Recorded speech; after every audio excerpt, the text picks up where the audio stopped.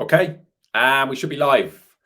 Right, so welcome, guys. We are live on LinkedIn and also members of the High Performance CEO Method group over on Facebook, my private members only group. So, got something pretty tasty to get stuck into today. Creating more time. Now, I know a lot of you might be sat there thinking, how the hell do you create more time? We all have 24 hours in the day. Well, it's more about how you use those hours. It's more about actually understanding certain hacks, certain strategies that will allow you to get more done in less time, or just get more done, right? But more done in less time so that you can free up time to do the things that you actually want. So we are going to look at some personal hacks, some professional hacks. We're going to actually give you some tangible takeaways that you can put into practice from as early as this week, right? That will start to work for you, giving you more energy, more efficiency, more productivity, more focus, right? We are going to talk about a couple of things. We're going to talk about the outer game, the inner game, and explain a little bit more about what that means. So look, pump for anyone that's watching live. Guys, just let me know if you are watching live, just put a hashtag live at the bottom. And look, if you're watching this on replay as well, just put a hashtag replay. It's always nice to understand who's watching this with me. So, guys, I've got some thoughts basically to share with you. I'm going to share my screen, and anyone that's been on a few of these knows that sometimes this isn't my strong point. Working in tech, I should be better at this, right? But let's go for it, right? 2 seconds.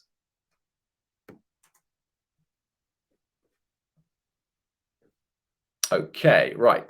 Let's go for sharing.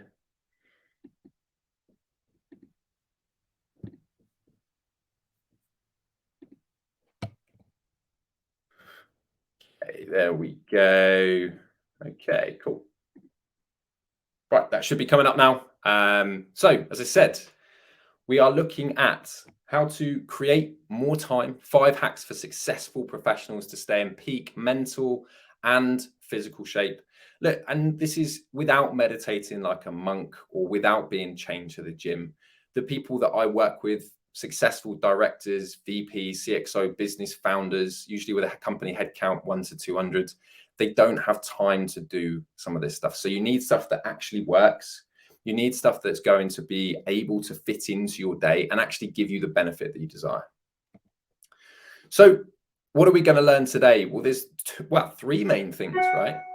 The first one is we're going to touch on the concept of both outer game, which is looking at your schedule, your calendar, the structure of your days and weeks, and the systems that underpin that, right?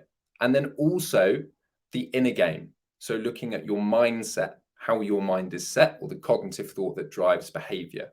And then also your personal development. And as I said, I want this to be practical, hands-on. I don't want this to just be theoretical. I want you to have something that you can take away. So what else are you going to get? You're going to get 5 tried and tested hacks used by myself and to date, 113 international clients.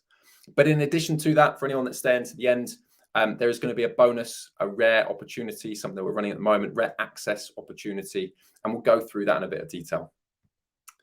So some of you guys will have seen me on LinkedIn or perhaps in the Facebook group before. If you haven't, right, if you haven't seen me before, then just a little bit about me. So I work as an elite health and performance coach. I work with directors, VPs, and CXO, predominantly in the UK and USA. I have a specific method of how I work and coach clients called the CEO method. That stands for clarity, right? Getting really clear on our vision, our goals, the outcomes that we want to drive. Energy, right? Starting to put in place a number of foundational principles that help us improve both the physical energy, but also mental energy. And then optimization, which has 2 parts, right? Optimization is about increasing intensity and then reflecting on what went well, right? Reflecting on what could we do better, reflecting on where are we going from here. And what I do is I help successful professionals, much like many of you watching, gain an unfair advantage, as I see it, right, by looking, feeling, and performing better. Now, there is a professional element to what I do, help people with their careers, right? But also the much neglected part is looking at you as a person, right? That's where performance coaching comes into the fore. So I am an ex-FTSE 100 executive myself and now work as an international performance coach. In my spare time, when I'm not talking on LinkedIn or coaching clients or consulting, then what I'll be doing is I'm a challenge enthusiast. So over the last few years, I've done things like Ironman, which for those of you that don't know is a 3-mile swim, 116-mile bike ride, and then a marathon.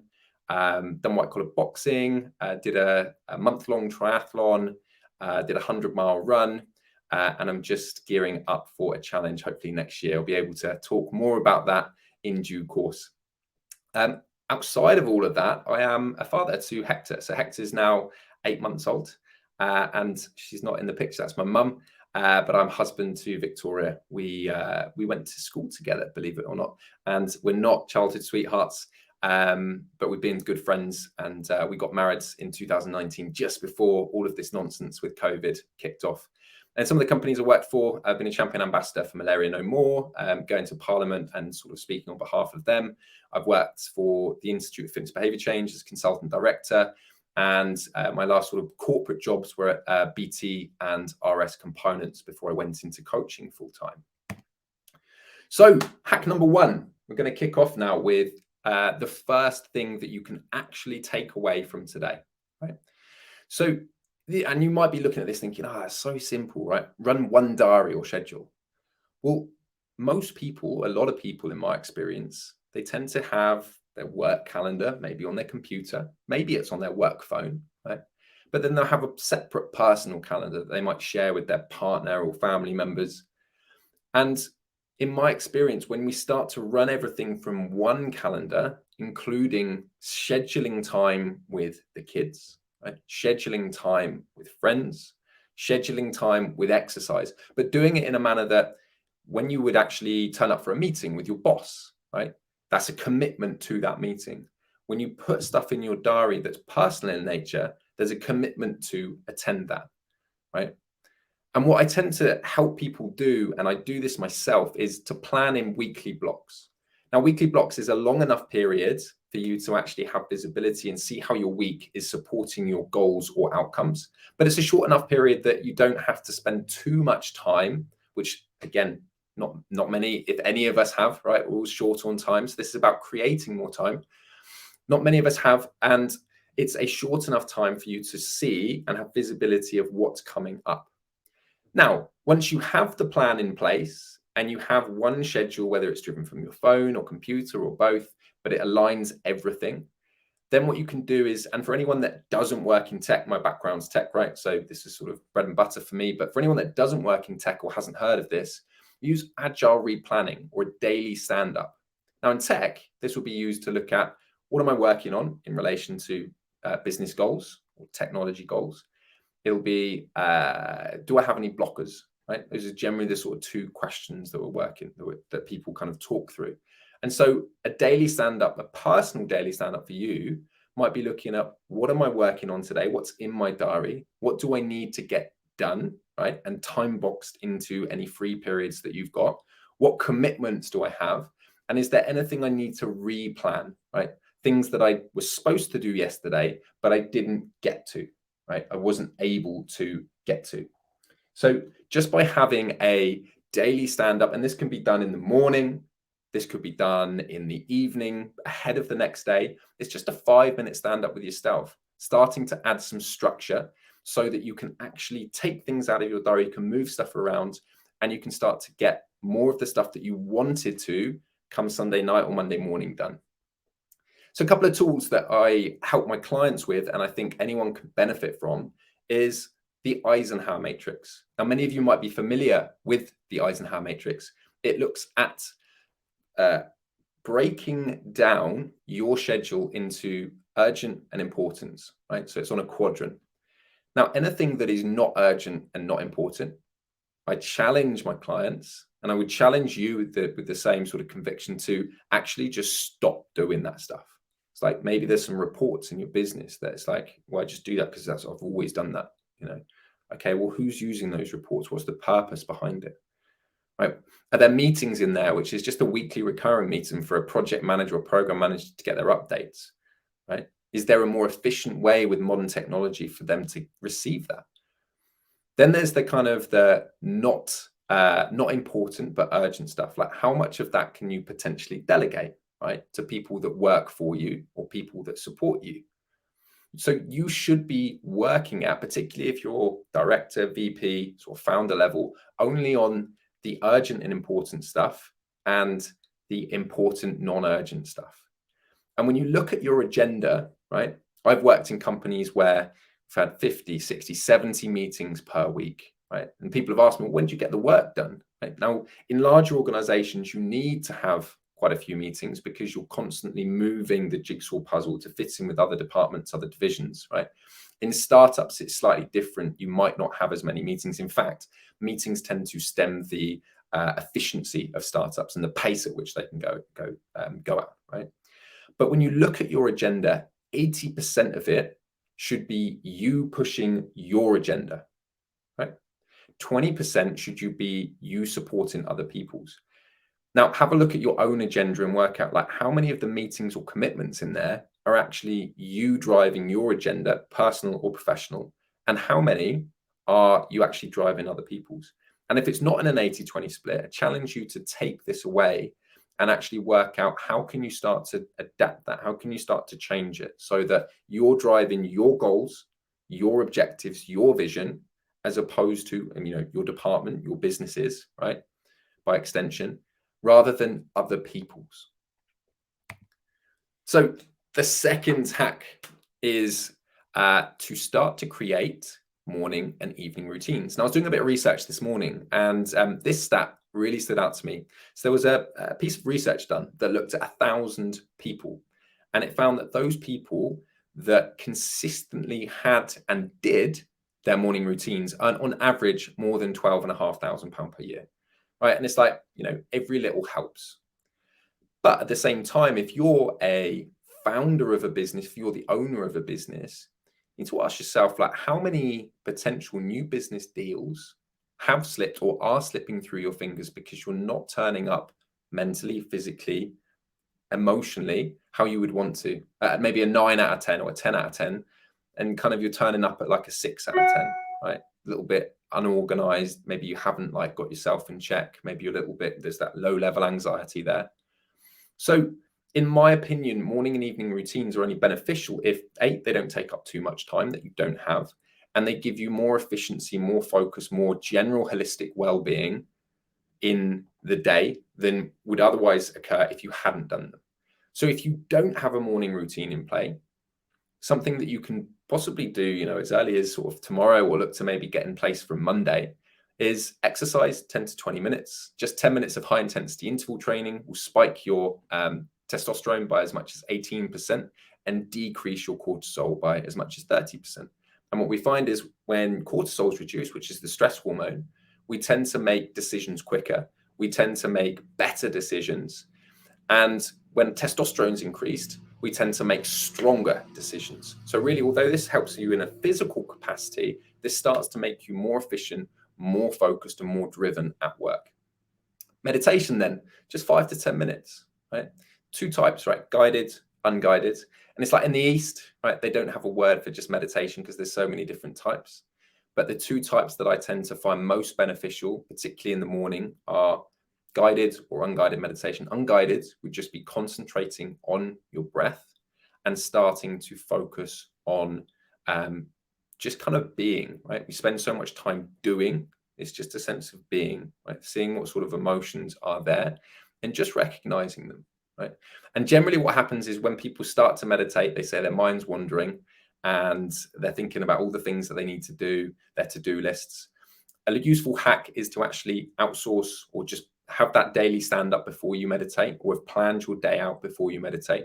So you don't have to worry as much about that, right? 5 to 10 minutes is enough to get you into that higher consciousness thinking, connecting your neocortex, which is the most highly evolved part of your brain, as opposed to living in the lower sort of evolved part, the amygdala, which hijacks the sort of survival, that low level anxiety sort of feeling, fight or flight, basically.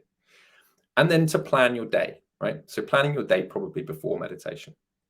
My personal routine, and you can see it here, I won't go into too much detail, but there's 15 minutes of exercise, and I have what's called a minimum threshold. So I will always do every single day, whether I'm hungover, whether or not I've got loads of meetings and coaching calls, I will always do 50 squats, 50 press ups, and 50 burpees, right? That's my minimum threshold. And that just gets the blood pumping, as I said, spikes testosterone, reduces cortisol, gets rid of a lot of the waste that's been there since we've been sleeping overnight. Now, I meditate for a little bit longer. I meditate for 15 minutes, and I'm generally doing two types of meditation. One is like visualization, like what do I want to accomplish like that week or that month? So I'm visualizing that. So I'm aligning my subconscious mind with my conscious mind.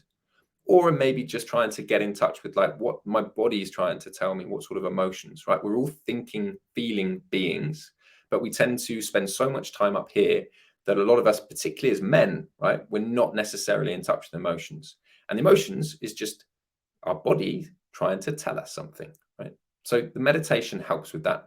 Affirmations, then, again, if you're living in a state of low level anxiety, you feel a little bit burnt out, you're not, maybe your confidence is not, if you're not in the physical shape you want to be, or work is really, really stressful, affirmations attach a meaning to a belief, right? Attach a meaning to a belief. So you're just starting to say like what you believe, what you want to happen, right? And you say it with conviction. So this takes me like 5 minutes in the morning. And then I do 10 minutes cold exposure and breath work, right? Cold exposure is going to do a few things. It's going to wake you the fuck up, right? Number one. But also from a health perspective, it's going to start to give you more energy, right? So again, if you've got more energy, you're just going to be more stable through the day. You're going to start at like a 9 or 10 out of 10 rather than a 6 or 7. So in that morning work period, you're going to get more done. And then there's also health benefits like improved immune system as well. Then in the evening, just two things that I do. Right? I journal and I ask myself just 4 questions, usually like what went well, what could have gone better, what was I feeling, and what did I learn, right? Those 4 questions. And then planning the next day, right? So I've planned out the week on maybe a Sunday, right? What do I need to get done? What's the goals? What's the outcomes, personal and professional? And then planning the next day is like slotting in my to-do list that supports that into the meetings that I've got, right? Number 3, and I got this from a fantastic performance coach called Eric Partaker. If you guys haven't checked him out, he's worth a look. So he's got this principle of 3 alarms. Okay. So the first alarm is, and I've kind of like amalgamated this for my own stuff, right? He's got 3 different alarms, but I like the concept, right? So the wake up alarm, right? 5 a.m. for me. Now, if any of you guys sat there thinking, yeah, but Alex, look, I've got 2, 3, 4 kids, like how that I just can't get up at 5 a.m. Like I need kind of to sleep until 6:30. Cool, right? But if you want to get more done in your day, right? Look at how much extra time you get by waking up an hour and a half earlier. If you get up and you do some stuff for you, you fill up your cup first, right? We talk about the morning routines, doing stuff for you. Maybe you get a little bit of work done as well, right? That is 7.5 hours of extra productivity per working week, right? That's just 5 days, Monday to Friday. Now, if you extrapolate that over a year, that is 52 extra days per year. 52 extra days per year just by waking up an hour and a half earlier. So you can see if you're starting to do this for like a year, 2 years, 10 years, the gap between you and the competition meaning just other people around you, is just going to widen, right? So the first alarm for me, it's always 5 a.m. The second alarm is then the stop work alarm, right? What time do I need to stop work at, right? And this is different for every individual, right? If you're a business owner and you're looking after a multinational firm, right, you're going to have a very different time scale as opposed to someone who's just broken into the first level of management, for example. Right? But I remember talking to a chief technology officer in London, and we were talking about like, where does he think, or why does he think he's successful? And one of the reasons he came up with is, I always stopped work at 7 p.m., right? Unless there's a crisis, unless there's a specific reason for him not to. He would always stop work at 7 p.m. And what that allowed him to do is like maintain consistency in how he showed up with his family. He made sure he's always back for dinner. He's always present with his kids, right? He's always able to have the same time in the evening and the morning, unless by exception, right? And it just adds a degree of structure and predictability to his routine. And also the thought here is that if you, let's say you want to finish at like 6:37, right? A lot of people that I coach, directors, owners, they kind of finish 6:37, right? And you have to understand that if you push that out till 9 or 10, unless you're a night owl, so you get energy from working in the evening, I'm not, right? But unless you're a night owl, what you're effectively doing is you're stealing energy from the next day. Now, how much more efficient would you be if you actually just waited, replanned, reprioritized whatever that task was into the next day and moved some stuff around? So when you start to view a week rather than just a day, you can start to say, okay, well, actually, where am I going to get the biggest bang for buck in terms of working on specific tasks? And how do I manipulate my schedule so that it plays to my natural energy cycles? And then the final alarm, the third alarm, is the bedtime alarm. And look, we can look at the science and then we can look at the practicality. So the science says that the body needs between 7 and 9.5 hours sleep to be fully optimal. If you're someone like Dr. J.D. Martini, right, Dr. John Martini, who doesn't drink, has never really drunk, who has worn sort of blue light blocking glasses for years, has a very specific sort of sleep protocol, maybe he might only have 5 or 6 hours, right? But I guarantee in those 5 or 6 hours, because he's done that, because he doesn't drink alcohol, because he reduces blue light exposure and EMF exposure, he will get more efficient sleep than almost everyone watching. In fact, more than anyone watching this, including myself, right? I'm guilty. I do have a beer now and again. So what we need to understand is that the alarm to go to bed is to give us the structure, the discipline, that otherwise we'd like end up sort of staying up till midnight, right? And we miss out, or midnight or later, right?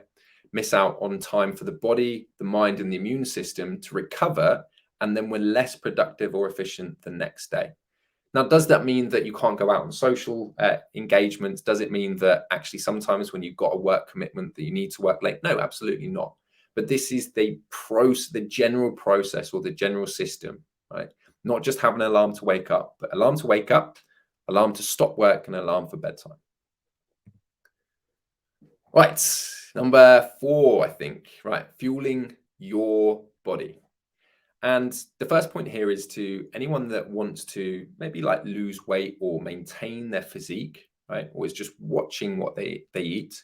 The first thing that I would recommend that you do, unless you're on this for specific medical reasons, right, is to ditch the diet. Now, the problem I have with a diet is a presupposed start and an end point. And what tends to happen is diets tend to be too restrictive. They affect you emotionally. You tend to feel stressed. Mental clarity starts to go. You aren't necessarily getting enough of the healthy fats needed, right, for proper brain function. What I propose instead is actually a lifestyle change. And I use one that I've pioneered or pulled together called conscious consistency, which is about making small micro adjustments in line with your specific health and productivity goals, right, in this case. So your specific health and productivity goals. And it means becoming more conscious of or more aware of what you're eating and making small adjustments over time to take you towards a healthier, more energetic way of eating, right? That supports you as a corporate athlete, essentially. Start to give your body what it needs, right? How can you get more done? Well, you wouldn't fill up your Audi, Porsche, BMW with the wrong fuel, right? And if you did, you want to take it out as quickly as possible and put in the right stuff so that it actually works optimally. What a lot of people do is they fuel their bodies on convenience food, just something that they can grab and they don't even think about it, right? So a couple of takeaways here. Increase protein levels and fiber levels. So protein is going to help with any broken down muscles that you've sort of broken down with during exercise. It's also going to make you feel fuller for longer. Fiber is going to generally clear out the gut quicker, so you don't feel sluggish, right, or heavy. Increase your green, particularly cruciferous vegetables, because the amount of micronutrients and phytonutrients in them is much better than most other food types. And decrease your simple carbohydrates. So particularly the kind of the grab processed carbohydrates or the starchy carbohydrates. Now, you should have some grab foods, right? High protein foods, some lower calorie foods, right? But particularly sort of ones that are generally calorie lower, right? Lower in calories, but they have packed into them the right micronutrients, right? So that's the stuff that fuels the brain function, respiratory function, circulation system, right? Understand how many calories you actually need personally for your body to function optimally, right? And whether it's performance or whether it's losing weight, understanding what your specific number is, right? We talk about total daily energy expenditure as the basic for that, right? Understanding your actual number is what will help you meet your energy requirements and actually feel like you've got energy right through to the end of the day, rather than kind of getting to lunch and having to rely on coffees to flog the dead horse, or the dying donkey to push you through to the end of the day. Rebalance your hormones. And this one's particularly important for anyone that has been eating a diet that's high in processed foods or very carbohydrate rich. What tends to happen is there's two hormones, leptin and ghrelin. Ghrelin is the hunger hormone and leptin is the satiety hormone. So they have an inverse relationship. And what happens with people that have that type of diet is they tend to develop what's called leptin insensitivity, which means that leptin doesn't bind at the hypothalamus in the brain and it doesn't tell you that you're full, right? So ghrelin then stays, maxed out and keeps telling you that you're hungry, right? So how do you combat this? We'll start to reduce your processed food intake and also introduce longer fasting windows. So try to have your last meal in the evening 2 to 2.5 hours before your head hits the pillow, and then maybe have like a later breakfast. And that all of this has to be taken in the context of your personal situation, right? What's available to you? What meetings and deadlines have you got, right? So this is just some of the science that can start to help you. Now, the final reason here, we've talked a lot about the outer game, the structure, the systems, right? The schedules. We're talking now about the inner game. And when we talk about mindset, all we're talking really is about the predominant inner dialogue that goes on inside your mind, right? The stuff that maybe not many other people hear, right? Because it's internal. Now, if we want to get more done, if we want to consistently achieve the goals that we set out, we need to do a few things, right? We need to stop relying on intermittent bouts of motivation and willpower, which is generally higher in the morning and lower in the evening. And we need to move to a state of inspiration, which is rather than externally focused, it's actually internal, because you understand how your actions are going to support achieving your goals and your vision. And you understand how your achieving your vision supports everything in your life that you value. And when you understand this and you attach meaning to this, you start to move to a state of inspiration. No one has to tell me, for example, to exercise, right? I'm inspired to take action to do that. No one has to tell me to eat healthily. I'm inspired to do that, right? Sometimes my wife will have to tell me to do the washing up because I'm not inspired to do that. And I still live in a state of motivation where I need the external stimulus there to tell me to do it, right? So we want to move from motivation to inspiration. And how do we start to do this? Well, it's a 4-step process where we define our vision, right? And it could be 3 months, it could be 18 months. So some of my advanced clients that I take on for longer periods, we work out the 18-month personal and professional goals. Then we get clear on what is it actually that you value? What is it in life that you value, that you put most importance on, right? So it might be that there's 7 or 8 different areas in your life that you spend your time and energy focused to, but what are the top 2 or 3 that are really the big rocks in your life, right? Health, wealth, relationships, right? Spirituality, connection with friends. Like, what is it that's important to you? Career, right? Getting clear on your values. Then we start to do a process of linking the values to your vision, right? And this is just understanding how achieving a specific goal or outcome, how that will actually serve the things that matter most to you. And then, like exercise, like building a muscle, we just repeatedly condition that new mindset. So we look for ways to reinforce that, right? Rebuilding or building in this case, new neural pathways in the brain. So those neurons that fire together actually wire together. And we take out the old software and we start to put in the new software. And that is effectively over time how you shift from a state of motivation to inspiration. Now, coupled with this, the biggest factor, right, in my experience, the number one biggest factor that will determine any change or transformation, right, so whether or not these hacks will be successful or not, right, is your self-identity, how you view yourself.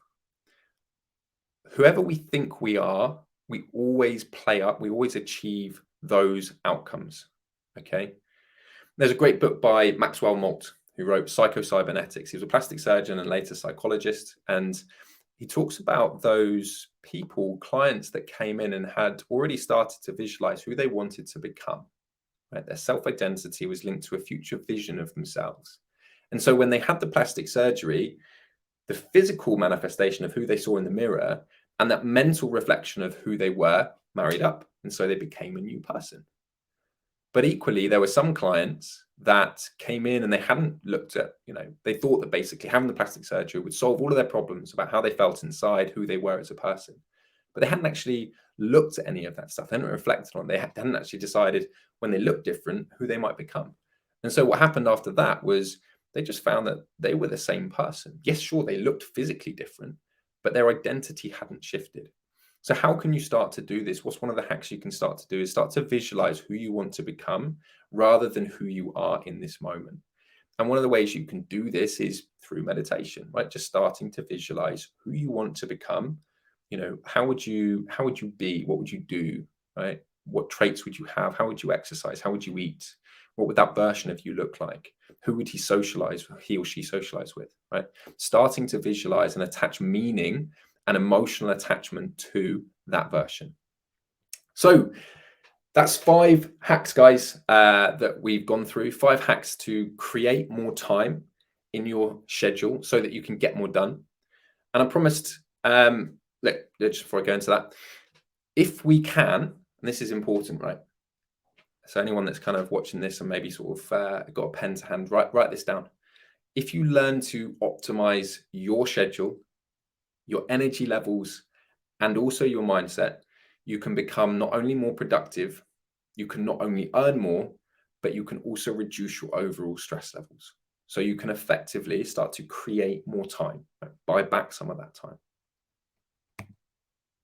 And there's just a couple of examples here of like clients that I've worked with that have actually done this. So Dave just finished up Reignite Pro. Probably a couple of months ago now.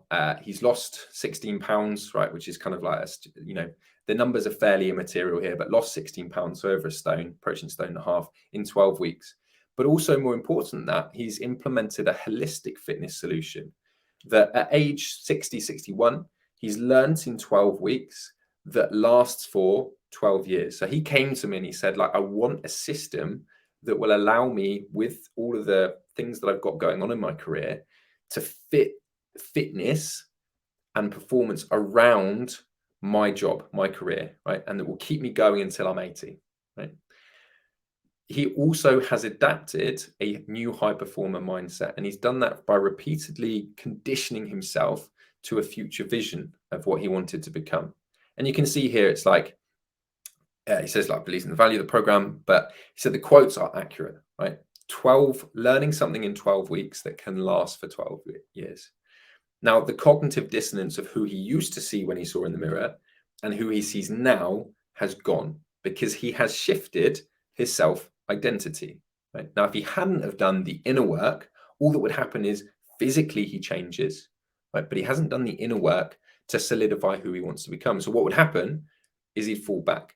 Now, this is what happens with most programs, right? Particularly like weight loss programs, is people don't do the inner work, right? They just kind of do the diet and the exercise. And then they wonder when they stop that, what happens? Well, they haven't realized why the diet and exercise is important. They haven't factored it into their life. They haven't built it into their schedule. They haven't got a system that works for where they are in their career or where they want to go in their career. And you look at like where this potentially can go. Well, look at Alex, right? Lost 5 stone in 18 months, but more importantly than just the kind of the physical element, started to like invest more time and energy in his business and do the things that he felt uncomfortable with, like ring fencing time to do his accounts, ring fencing time to look at new accounts for new business opportunities. And what happened was he more than doubled his business turnover in 18 months. He's now at, over 500,000.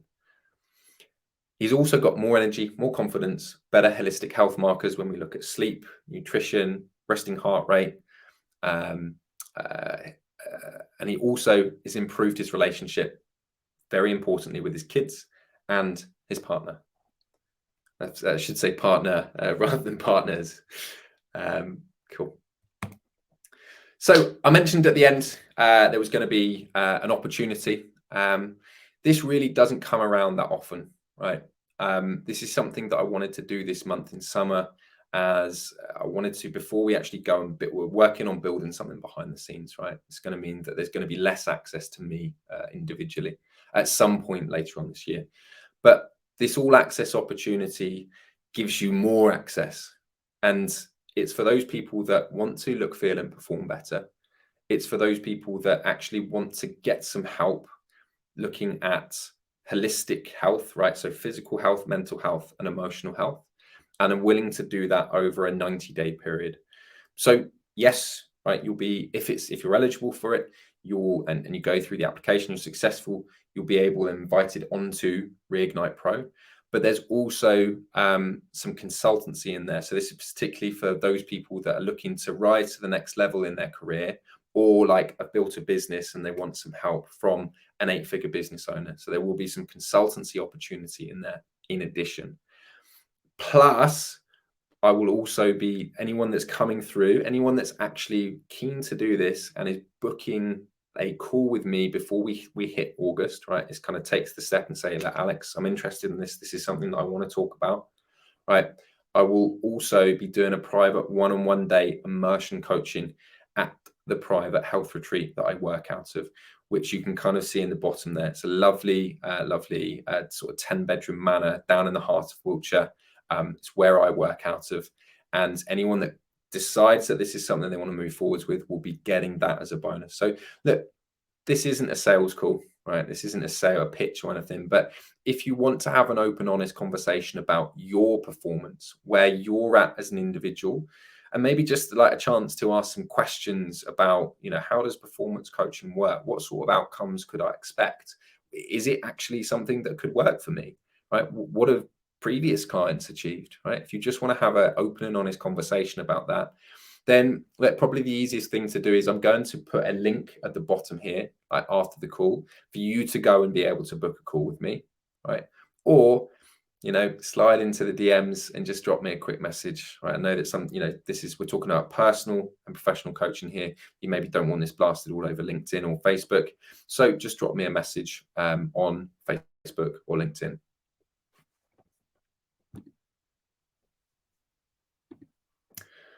So guys, that is it. That is how we create more time. That's 5 hacks that you can take away from today and put into your personal schedules, right? The outer game work, the inner game work.